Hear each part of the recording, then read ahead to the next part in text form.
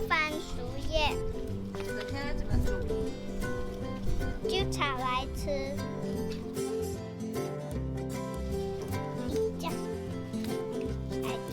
7岁的蔡念彤当起妈妈的厨房小帮手，洗菜、切菜，甚至到烹饪都难不倒她。我是一家之主妇，所以呢，我煮什么孩子吃什么啊，这样子。那我煮肉，它当然不能茹素咯。所以第一个开始当然是由我开始啦，先把自己要茹素的事情先做好。那我的冰箱都空了，全部都是菜。林文静在行管令期间把冰箱囤满肉类，后来一场分享会影响她茹素。如果我们继续吃肉的话，其实可能我们也是会吃到自己的六亲。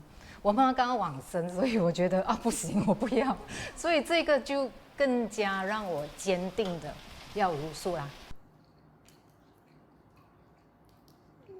我很爱吃鸡腿，但是妈咪跟我说，如果我们养一个小鸡，它已经长大了，我们就切那个小鸡的鸡腿，然后就很痛，比我们跌倒在马路上还痛。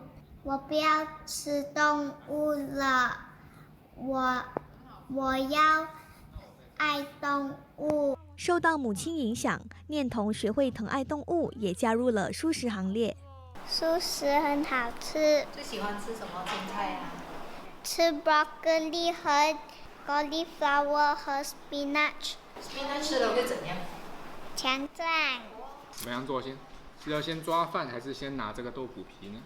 从一开始不会煮蔬食，到后来虚心向身边朋友请教，学会营养均衡的各式菜肴。开始小朋友挑食，也是我其中一个很大的挑战，就是说我只会青菜炒青菜，我会自动去找一些同学的妈妈说，你煮的那一个好像很好吃，这个你去哪里买？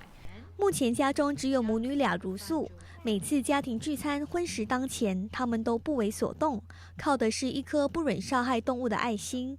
两人希望这份慈悲心能影响更多身边的人。大爱新闻真善美之公黄玉美、张之亮，马来西亚报道。